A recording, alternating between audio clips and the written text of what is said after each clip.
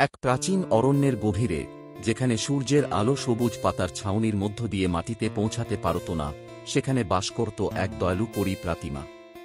সে তার ক্ষমতায় আহত প্রাণীদের আরোগ্য করতে এবং অরণ্যের সামঞ্জস্য বজায় রাখতে বিশেষভাবে পরিচিত ছিল।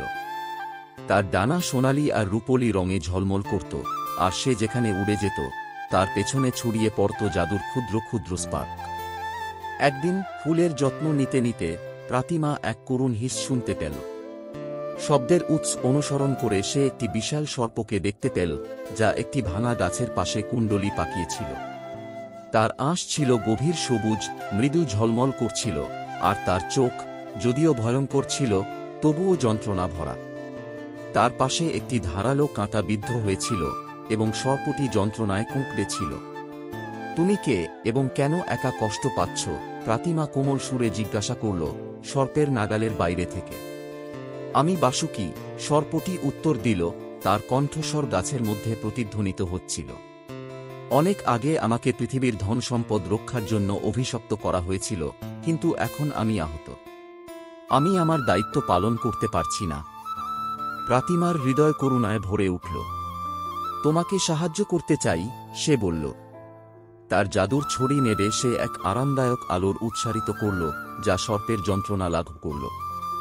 সাবধানে সে কাঁটাটি টেনে বের করল এবং তার ছোট কাঁচের শিশি থেকে একটি আরোগ্যকারী মিশ্রণ প্রয়োগ করল। বাসুকি স্বস্তির নিঃশ্বাস ফেলল। তোমার প্রতি কৃতজ্ঞ আমি, পড়ি। খুব কম জনই আমার কাছে আসে, সাহায্য করা তো দূরের কথা। প্রাতিমা হাসল। দয়া সীমাহীন। সব প্রাণী যত্ন পাওয়ার যোগ্য। বাসুকি ধীরে ধীরে তার শক্তি ফিরে পেতে লাগল এবং প্রাতিমাকে তার অভিশাপের কাহিনী বলল। অনেক বছর আগে এক লোভী জাদুকর সেই ধন সম্পদ চেয়েছিল যা আমি রক্ষা করি। আমি তা দিতে অস্বীকার করলে সে আমাকে অভিশাপ দেয় এই রূপে আটকে থাকার জন্য। শুধুমাত্র এক নিখাত দয়ার কাজই আমাকে মুক্তি দিতে পারে।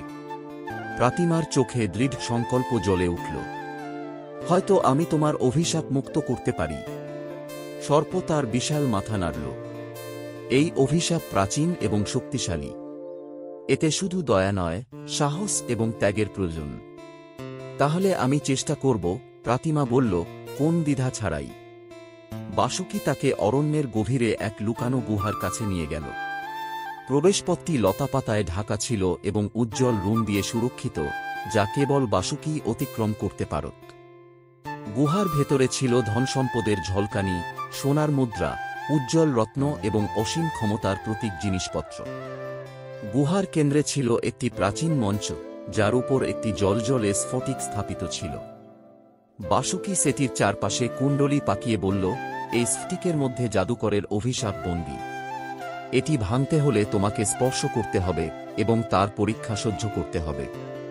কিন্তু সতর্ক থেকো, স্ফটিক তোমার হৃদয় এবং তোমার উদ্দেশ্য পরীক্ষা করবে। প্রাতিমা মাথা নেড়ে সম্মতি জানাল। তার সংকল্প অবিচল ছিল।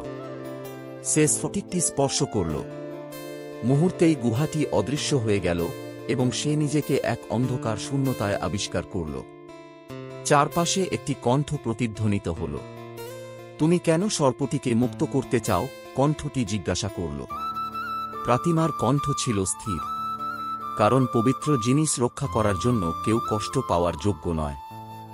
বাসুকি নিঃস্বার্থভাবে দায়িত্ব পালন করেছে এবং সে মুক্তি পাওয়ার যোগ্য। শূন্যতা বদলে গেল এবং তার নিজের জীবনের ছবি তার সামনে ভেসে উঠল, সুখের, দুঃখের এবং জ্বরের মুহূর্ত। কণ্ঠটি আবার বলল, তাকে বাঁচাতে তুমি কি তোমার জাদু ত্যাগ করবে? প্রাতিমা এক মুহূর্ত থামল।